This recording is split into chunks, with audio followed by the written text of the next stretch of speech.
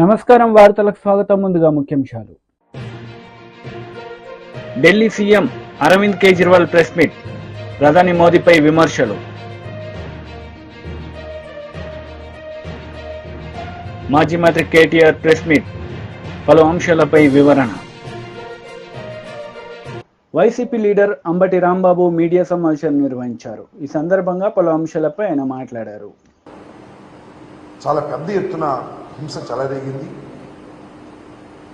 కొన్ని సందర్భాల్లో పోలీసులు కంట్రోల్ చేయలేక చేతులు ఎత్తేసినటువంటి సందర్భం కూడా కనిపిస్తుంది. ముఖ్యంగా అనంతపూర్లో కానీ పర్టికులర్గా పలనాడు జిల్లాలో ఉన్న ఎస్పీని, అనంతపూర్లో ఉన్న ఎస్పీని ఎన్నికలకు ముందు ఎన్నికల కమిషన్ మార్చారు. ఇంకా పలు చోట్ల కూడా ఐపీఎస్ అధికారులను మార్చారు. దేనికోసం మార్చారు అంటే, పురంధరేశ్వరి గారు భారతీయ జనతా పార్టీ రాష్ట్ర శాఖ అధ్యక్షురాలు, చంద్రబాబు నాయుడు గారి వదిన గారు, చంద్రబాబు నాయుడు గారితో కలిసి వీళ్ళు కలిసే ఉన్నారనుకోండి. ఎందుకంటే భారతీయ జనతా పార్టీ, తెలుగుదేశం, జనసేన కలిసి కూటమిగా వచ్చారు. వీళ్ళిద్దరూ కలిసి ఎన్నికల కమిషన్కు ఫిర్యాదు చేశారు. ఎవరైతే ఐపీఎస్ అధికారులు ఉన్నారో వీళ్ళందరూ కూడా ప్రభుత్వానికి తొత్తులుగా ఉన్నారు, వారికి అనుకూలంగా ఉన్నారు. కాబట్టి వారిని మారిస్తే తప్ప నిష్పక్షపాతంగా ఎన్నికలు జరగవు అనేటువంటి ఆర్గ్యుమెంట్ను తీస్తే సహజంగానే ఎన్నికల కమిషన్ కొంత బిలీవ్ చేసి ఉండవచ్చు. ఈ మార్పులన్నీ చేశారు.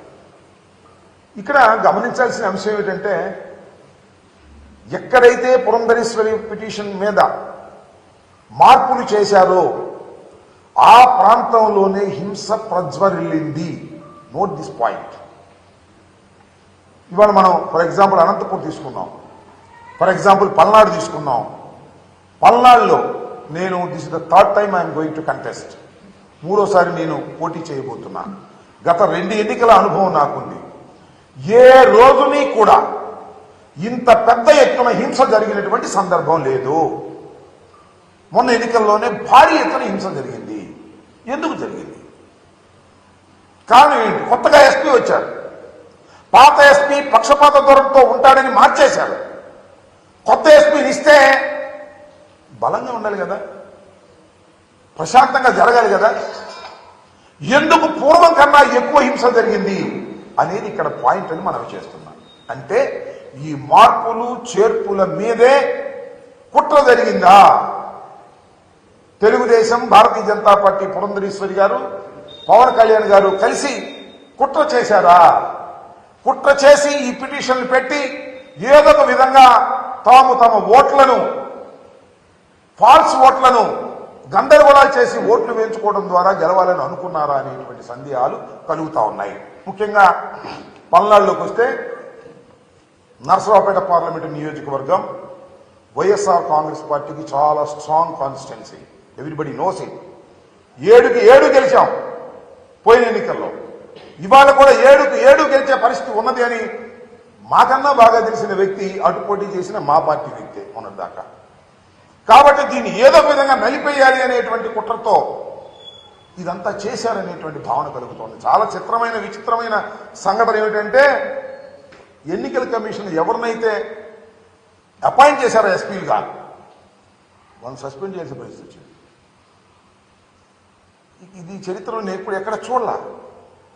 ఎన్నికల కమిషన్ అంతకు ముందు ఉన్నటువంటి ఐపీఎస్ ఆఫీసర్లు పక్షపాతంగా వ్యవహరిస్తారేమో అనే అనుమానంతో మంచి చరిత్ర కలిగినటువంటి ఐపీఎస్ ఆఫీసర్లను ఎస్పీలుగా వేస్తే వాళ్ళు విధి నిర్వహణలో ఫెయిల్ అయ్యారని భావించి, ప్రాథమిక సమాచారం ఉందని భావించి వాళ్ళని సస్పెండ్ చేశారు.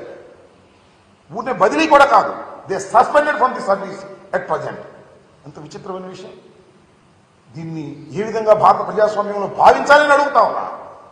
దీని వెనుక నేను ఒకటే మనవి చేస్తున్నా, నేను ఓడిపోతాను అని అనుకున్న రోజున నారా చంద్రబాబు నాయుడు గారు రాక్షసంగా వ్యవహరిస్తాడు. తనకు అధికారం రాదు అనుకున్నప్పుడు హింసను ప్రజ్వలింపచేస్తాడు. ఇది నారా చంద్రబాబు నాయుడు గారి చరిత్ర.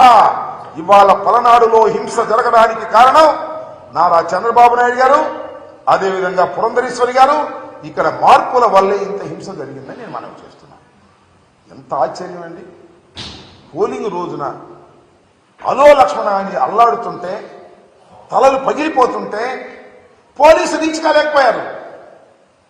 కొన్ని ప్రాంతాల్లో మాచర్లలో కానీ లేకపోతే మన గురజాలలో కానీ. జనసేన లీడర్ మీడియా సమావేశం నిర్వహించారు. ఈ సందర్భంగా పలు అంశాలపై ఆయన మాట్లాడారు. అందరికీ నమస్కారం. ఎన్నికలు ముగిశాయి. దాదాపు 82% ఓట్లు పోలయ్యాయి. ఇది ప్రజాస్వామ్యంలో మంచి పరిణామం. కానీ ఇదే సమయంలో ప్రజలందరం చాలా అప్రమత్తంగా ఉండాలి.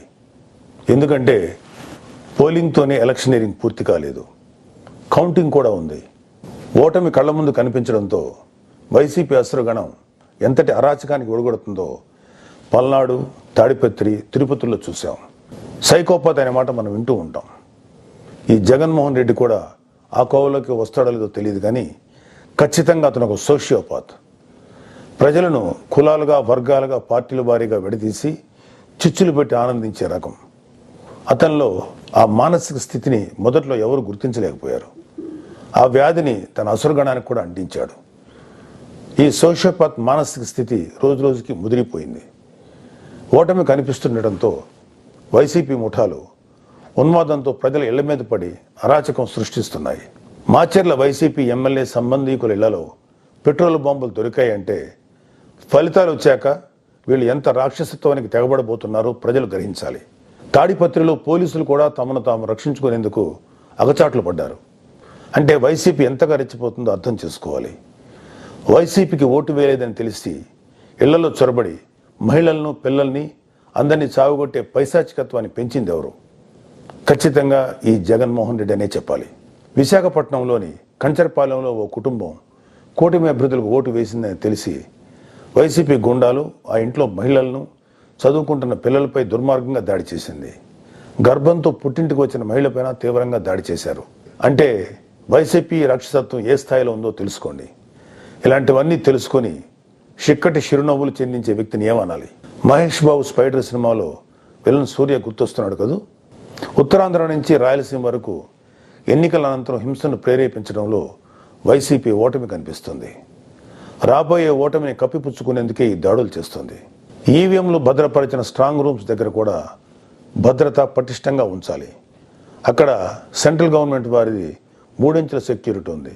అయినా కూడా అక్కడ మన కూటమి పార్టీల ప్రతినిధులు నిరంతరం పహరా ఉండాలి. ముఖ్యంగా మన జన సైనికులకి, వీర మహిళలకి నా అభ్యర్థన ఏంటంటే, ఎక్కడైతే జనసేన పోటీ చేసిన ప్రాంతాల్లోని ఈవీఎంస్ భద్రపరిచిన స్ట్రాంగ్ రూమ్స్ ఉన్నాయో అక్కడ మన జన సైనికులు వాలంటీరింగ్ చేసి కాపులాగా కూర్చోవాలి. ఈ అవకాశాన్ని ముఖ్యంగా మనం వదులుకోవద్దు, వాడుకుందాం. ఈ వైసీపీ దుర్మార్గులను ఏ దేశాలను తేలిగ్గా తీసుకోవద్దు.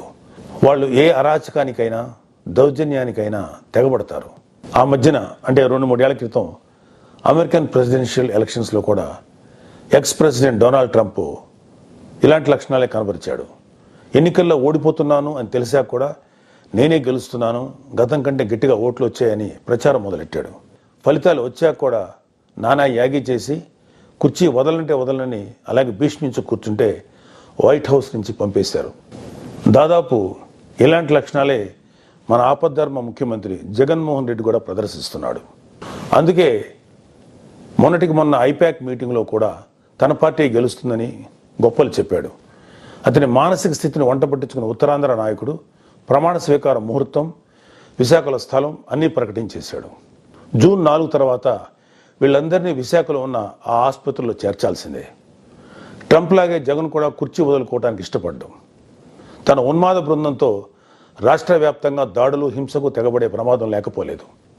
దీనిపై కేంద్ర ప్రభుత్వానికి ఖచ్చితమైన సమాచారం ఉంది. అందుకే వచ్చే నెల 15వ తేదీ వరకు కేంద్ర బలగాలను మోహరించాలని చెప్పింది. మన వంతుగా కౌంటింగ్ ముగిసే వరకు కౌంటింగ్ కేంద్రాల దగ్గర, పార్టీ కార్యాలయాల దగ్గర కూటమి శ్రేణులు అప్రమత్తంగా ఉంటూ ప్రతి కూటమి కార్యకర్త ఈ కేంద్రాలను పర్యవేక్షిస్తూ ఉండాలి. ఆంధ్రప్రదేశ్ రాష్ట్రం ఈ అరాచక శక్తుల చేతుల నుంచి అభివృద్ధి సాధకుల చేతులకు మారే సమయం దగ్గరలోనే ఉంది. అందరం ఆ శుభగడి కోసం వేచి చూద్దాం. జై జనసేన, జై హింద్.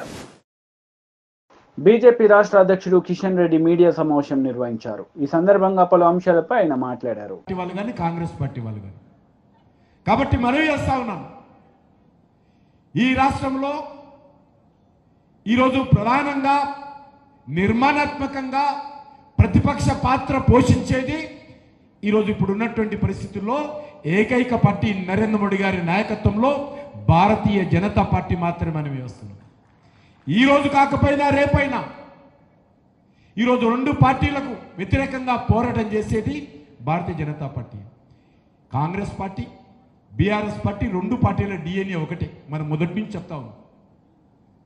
రేవంత్ రెడ్డి విపరీతంగా ప్రచారం చేశాడు, బీజేపీ బీఆర్ఎస్ ఒకటే, బీజేపీ బీఆర్ఎస్ ఒకటే. ఎందుకంటే రేవంత్ రెడ్డికి కాంగ్రెస్ పార్టీకి గోబుల్స్ ప్రచారం చేయడంలో చాలా దిట్టలు. కేసీఆర్, రేవంత్ రెడ్డి ఇద్దరు ఒకటే. బురద చల్లడము, బట్టగాల్చి ముఖం మీద వేయడము, అబద్ధాలు ప్రచారం చేయడము, ఇద్దరు కూడా మాటలతో రాజకీయాలు చేస్తున్నారు తప్ప నిర్మాణాత్మకంగా రాజకీయాలు వీళ్ళకి రాదు. ఈరోజు రేవంత్ రెడ్డి ఏం చెప్పాడు? బీఆర్ఎస్ బీజేపీ ఒకటే ఒకటే అని ప్రచారం చేశారు. ఆఖరి ఏమైంది? ఎవరు ఒకటయ్యారు? ఇప్పుడు నిరూపణ జరిగింది కదా, బీఆర్ఎస్ కాంగ్రెస్ ఒకటే నిరూపణ జరిగింది కదా. బీఆర్ఎస్ తోటి గెలిచినటువంటి వాళ్ళందరూ మీ దగ్గర చేరుతున్నారు కదా. ఇంతకంటే వేరే సాక్ష్యం ఏం కావాలి? అప్పుడు కానీ ఇప్పుడు కానీ భవిష్యత్తులో కానీ మేము నా కాంగ్రెస్ తోటి కలవము, మేము బీఆర్ఎస్ తోటి కలవము.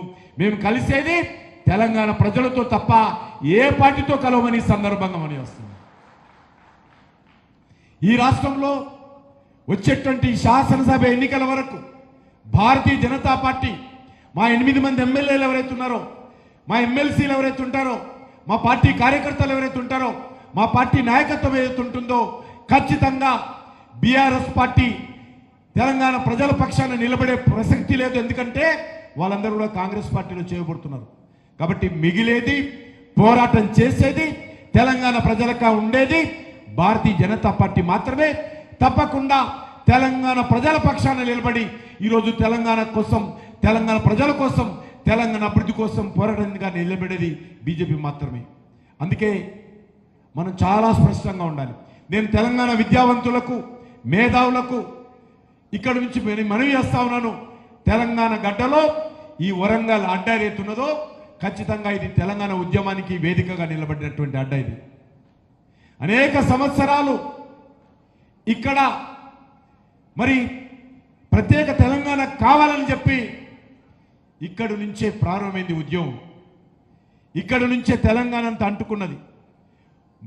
3 కోట్ల మంది, 3 కోటి ప్రజలందరూ కూడా ఏకమై, సకల జనులు ఏకమై ఆ రోజు తెలంగాణ ఉద్యమంలో కీలక పాత్ర పోషించింది ఇక్కడి నుంచే ప్రారంభమైంది. కాబట్టి ఇక్కడి నుంచి కూడా మనవి చేస్తా ఉన్నాం, మేధావులందరూ కూడా ఈరోజు భారతీయ జనతా పార్టీకి అండగా ఉండాల్సిన అవసరం ఉంది. ఏ లక్ష్యం కోసం అయితే మీరు తెలంగాణ రావాలని కోరుకున్నారు, ఏ త్యాగాలు చేసి తెలంగాణ సాధించుకున్నాము, ఆ త్యాగాలు బీఆర్ఎస్ హయాంలో కానీ కాంగ్రెస్ పార్టీ హయాంలో కానీ అవి ఫుల్ఫిల్ కావు. అది సాధన జరగదు.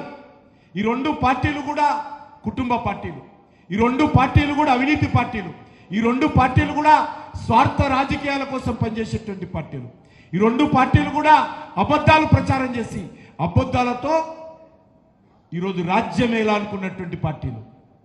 ఒక్క భారతీయ జనతా పార్టీ ఆ రోజు పార్లమెంటులో తెలంగాణ బిల్లు వచ్చినప్పుడు నిర్మాణాత్మకంగా నిస్వార్థంగా నిలబడి ఈరోజు తెలంగాణ ప్రజల గుండె చప్పుడై సుష్మా స్వరాజ్ గారి నేతృత్వంలో, రాజ్నాథ్ సింగ్ గారి నేతృత్వంలో, అద్వానీ గారి నేతృత్వంలో ఆ రోజు పార్లమెంటులో తెలంగాణకు అనుకూలంగా ఓటు చేసినటువంటి పార్టీ ఏకైక పార్టీ భారతీయ జనతా పార్టీ. ఐక్యంగా నిలబడినటువంటి పార్టీ. కాంగ్రెస్ పార్టీ చీలిపోయింది, మిగతా అన్ని పార్టీలు చీలిపోయాయి, కానీ ఐక్యంగా నిలబడినటువంటి పార్టీ భారతీయ జనతా పార్టీ. కాబట్టి తెలంగాణ సాధనలో చిత్తశుద్ధితో జాతీయ పార్టీగా ఆ రోజు జేఏసీలో ఉండి పోరాటం చేశాం. ఈరోజు తెలంగాణ అభివృద్ధి కోసం కూడా చిత్తశుద్ధితో పోరాటం చేస్తున్నాం. నరేంద్ర మోడీ గారి నాయకత్వంలో ఈరోజు 10 లక్షల కోట్ల రూపాయలు ఈరోజు తెలంగాణ కోసం ఖర్చు పెట్టినటువంటి ప్రభుత్వం నరేంద్ర మోడీ గారి ప్రభుత్వం. ఇదే వరంగల్లో మెగా టెక్స్టైల్ పార్క్, దేశంలో 7 టెక్స్టైల్ పార్కులు వస్తే ఒక పార్కు వరంగల్కి తీసుకురావడం జరిగింది, మోడీ గారు ఇచ్చారు. రైల్వే మ్యానుఫ్యాక్చరింగ్ యూనిట్ ఇంటిగ్రేటెడ్ యూనిట్గా ఈరోజు ఇక్కడ రైల్వే వ్యాగన్స్ కానీ, రైల్ ఇంజన్స్ కానీ, రైల్ కోచ్లు కానీ తయారు చేసేటువంటి ఇంటిగ్రేటెడ్ యూనిట్ ఇక్కడ ప్రధానమంత్రి గారు వచ్చి స్వయంగా శంకుస్థాపన చేశారు. ఇదే ఉమ్మడి వరంగల్ జిల్లాలో సమ్మక్క సారక్క కేంద్రీయ గిరిజన విశ్వవిద్యాలయం శాంక్షన్ చేసి ఈ సంవత్సరమే, ఈ విద్యా సంవత్సరమే అడ్మిషన్స్తో ప్రారంభం కాబోతున్నది. ప్రారంభమైంది. నేను స్వయంగా వెళ్ళి ఆ యొక్క క్యాంపస్ను ప్రారంభించిన విషయాన్ని మనం చేస్తున్నాం. ఈ సంవత్సరం అడ్మిషన్స్ అవుతాయి. ఇంకా ల్యాండ్ ఎంత తొందరగా సెటిల్ చేస్తే కొత్త బిల్డింగ్ క్యాంపస్ కూడా ప్రధానమంత్రి గారు స్వయంగా భూమి పూజ చేయబోతున్నారనే విషయాన్ని కూడా ఈ సందర్భంగా మనం చేస్తున్నాం.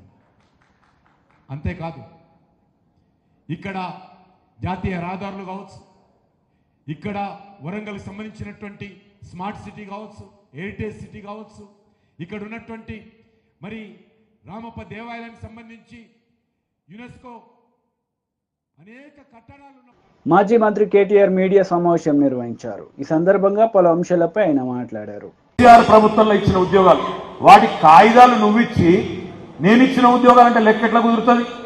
అందుకే రేపటి రోజున రేవంత్ రెడ్డి నీ మాట శాసన మండలిలో అడిగేటోడు కావాలి, ఆయనకు పక్కన కూర్చొని డప్పు కొట్టుకుంటా వత్తాసు వలికేటోడు కాదు. ఏమాయ నీ 2 లక్షల ఉద్యోగాలు తెలంగాణకి ఇచ్చినావు కదా మాట, నీ ప్రభుత్వం చెప్పింది కదా మొదటి సంవత్సరంలో 2 లక్షల ఉద్యోగాలు ఇస్తాన్నావు, ఏమైనాయి అని గల్లాబట్టి అడిగే రాకేష్ రెడ్డి రేపు శాసన మండలిలో ఉండాలి. రేవంత్ రెడ్డిని ఈ ప్రభుత్వానికి కడిగి పారేస్తాడు ఉండాలి, కడిగి పారేస్తాడు ఉండాలి తప్ప వాళ్ళకు పక్కన కూర్చొని డప్పు కొట్టుకుంటా యూట్యూబ్లో వాళ్ళకు మళ్ళీ చాలా సొక్కం రేవంత్ రెడ్డి అని చెప్పి వాళ్ళ కోసం సన్నాయి నొక్కులు నొక్కేటోడు కాదు. దయచేసి నేను మిమ్మల్ని అడిగేది ఒకటే, ఈ ప్రభుత్వం ఇవాళ అన్ని వర్గాలను మోసం చేసింది. రైతులను మోసం చేసింది, మహిళలను, మా ఆడబిడ్డలను మోసం చేసింది. నెలకు 2500 ఇస్తా అన్నాడు, కోడన్లుంటే 2500 ఇస్తా అన్నాడు, మహాలక్ష్మి అన్నాడు, ఇప్పటిదాకా అత్తలేదు పత్తలేదు. 18 ఏళ్లు నిండిన ఆడబిడ్డలు ఈ రాష్ట్రంలో 1,67,00,000 మంది ఉన్నారు.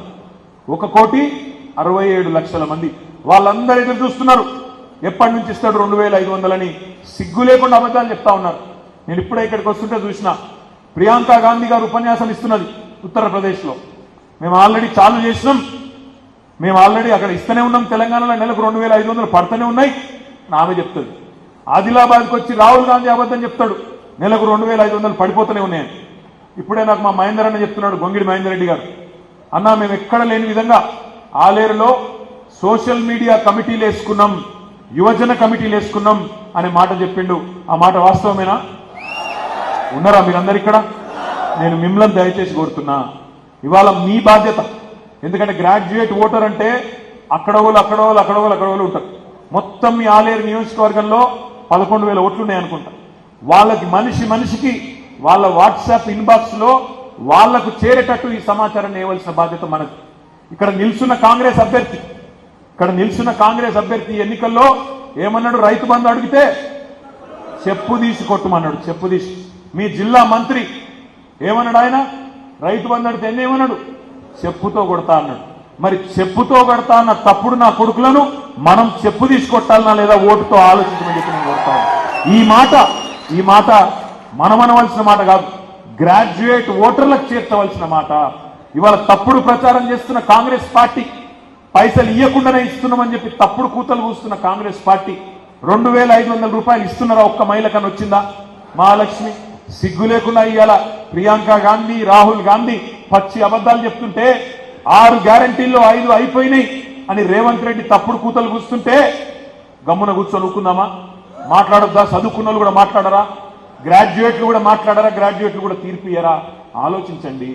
ఈ ప్రభుత్వంతో పని చేయించాలి అంటే, ఈ ప్రభుత్వాన్ని రేపు శాసన మండలిలో కడిగి పారేయాలంటే యోగి చదువుకున్న గోల్డ్ మెడలిస్టు ఇక్కడ దిక్కున్నాడు, బ్లాక్ మెయిలర్ ఇంకో దిక్కున్నాడు. ఎవరు కావాలో ఆలోచించుకోండి అని చెప్పి నేను విజ్ఞప్తి చేస్తా ఉన్నా. ఈ ఎన్నిక ఒక తమ్ముడు రాకేష్ రెడ్డి ఎన్నిక కాదు. ఈ ఎన్నిక మన పార్టీ ఎన్నిక, మనందరి ఎన్నిక.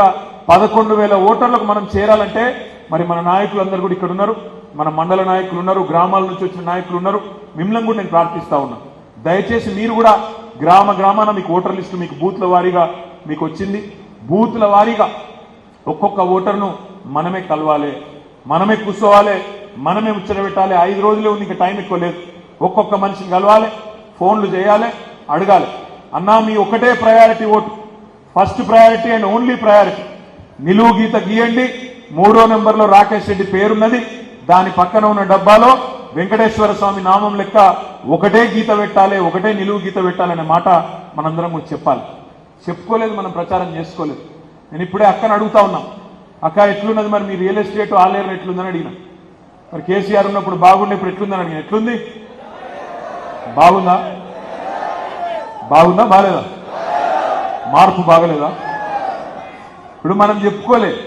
ప్రాబ్లం ఏంటంటే వాళ్ళేమో బీజేపీ వాళ్ళు అయోధ్యలో గుడి కట్టింది, ఇక దాని గురించి ఊరు వాడ ఏకం చేసి చెప్పుకున్నారు, మనమేమో చెప్పుకోలేదు.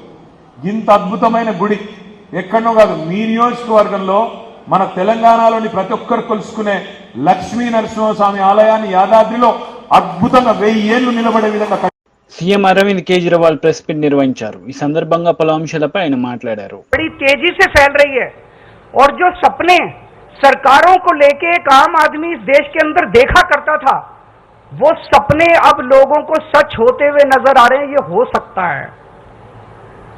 दिल्ली के अंदर, पंजाब के अंदर हमने सरकारी स्कूल ठीक करने चालू कर दिए. दिल्ली के अंदर सरकारी स्कूल शानदार कर दिए. गरीब बच्चों को अच्छी शिक्षा मिलने लगी. ये मोदी जी नहीं कर पा रहे, तो उन्होंने तय किया कि इनको रोको, इनको गिरफ्तार कर लो, मनीष सिसोदिया को गिरफ्तार कर लो, केजरीवाल को गिरफ्तार कर लो, इनके स्कूल बंद कर दो. हमने दिल्ली के अंदर, पंजाब के अंदर ढेरों मोहल्ला क्लिनिक खोल दिए, सरकारी अस्पताल ठीक कर दिए, लोगों के लिए फ्री इलाज का इंतजाम कर दिया. मोदी जी नहीं कर पा रहे. इन्होंने कहा केजरीवाल को गिरफ्तार करो, इनके अस्पताल बंद करो, इनके मोहल्ला क्लिनिक बंद करो. हमने दिल्ली में, पंजाब में बिजली मुफ्त कर दी, वो इनसे नहीं हो पा रही. जहां जहां इनकी सरकारें घाटे में चल रहे हैं, इनके पास पैसा ही नहीं है. हमने पैसा बचा बचा के, ईमानदारी से पैसा बचा बचा के बिजली फ्री कर दी. अब हम महिलाओं को 1000-1000 रुपए देने जा रहे हैं. हर महीने उनके खातों में 1000-1000 रुपए डलवाएंगे. ये बात पूरे देश में फैलती जा रही है तेजी से. मैं जहां जाता हूं, पूरे देश भर में घूम रहा हूं इस टाइम में, मैं जहां जाता हूं लोग कहते हैं केजरीवाल जी आपने दिल्ली पंजाब में स्कूल बड़े अच्छे कर दिए, केजरीवाल जी आपने बिजली ठीक कर दी, केजरीवाल जी आपने बिजली मुफ्त कर दी. अपने आप चारों तरफ आम आदमी पार्टी की चर्चा फैल रही है. आम आदमी पार्टी अब एक विचार है, इसके नेताओं को तो गिरफ्तार कर लोगे, इस विचार को कैसे गिरफ्तार करोगे? विचार को गिरफ्तार नहीं किया जा सकता. गीता में भी लिखा है, इसको कैद नहीं कर सकते, इसको जला नहीं सकते, इसको काट नहीं सकते, इसको गीला नहीं कर सकते. ये विचार है, इसको कैद नहीं कर सकते. ये चारों तरफ फैल रहा है पूरे देश के अंदर. ये एक ऐसा विचार है जिसका विनाश नहीं किया जा सकता. ये अपने आप फैलता जा रहा है विचार. मैं प्रधानमंत्री जी को कहना चाहता हूं, आप एक नेता को गिरफ्तार करोगे, मेरी भारत मां की कोख इतनी ज्यादा वो है कि 100 नेता पैदा होंगे इस कोख से. आप एक केजरीवाल को गिरफ्तार करोगे, 100 केजरीवाल पैदा होंगे इस देश के अंदर. 1000 केजरीवाल पैदा करेगी मेरी भारत मां. आप करके देख लो. पिछले कुछ सालों में, जब से हम 2015 से सत्ता में आए हैं, कितने आरोप लगाए इन्होंने, कितने केजरीवाल भ्रष्टाचारी है. केजरीवाल ने बसों में घोटाला कर दिया, पानी में घोटाला कर दिया, बिजली में घोटाला, पता नहीं कितने आरोप लगाए. कुछ नहीं चिपका, कुछ नहीं चिपका. जनता बेवकूफ थोड़ी है, कुछ नहीं चिपका. इन्होंने इतने आरोप लगाए, अब कह रहे हैं कोई शराब घोटाला हो गया, शराब घोटाला हो गया. जनता पूछ रही है इनसे, अब मैं हमें जवाब देने की, जनता पूछ रही है भाई शराब घोटाला हो गया, पैसा कहां है, कहां गया वो पैसा? खुद ही जाके ये सुप्रीम कोर्ट में कहते हैं हाँ जी पैसे की तो कोई रिकवरी नहीं हुई. तो क्या हवा में हो गया क्या शराब घोटाला? कहीं बाकी रेड वेड मारते हैं ये, कहीं नोटों की गड्डियां मिलती हैं, कहीं ज्वेलरी मिलती है, यहां तो कुछ भी नहीं मिला, चवन्नी नहीं मिली.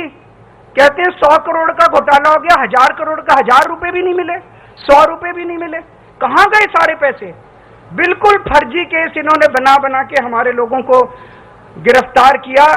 पंजाब चुनाव के पहले याद करो, पिछले 2022 में जब पंजाब चुनाव हुए थे, इन्होंने एक अबोहर के अंदर रैली में चुनाव के 3 दिन पहले प्रधान వార్తలు ముగించే ముందు ముఖ్యాంశాలు మరోసారి. Delhi CM Arvind Kejriwal press meet, ప్రధాని మోదీపై విమర్శలు.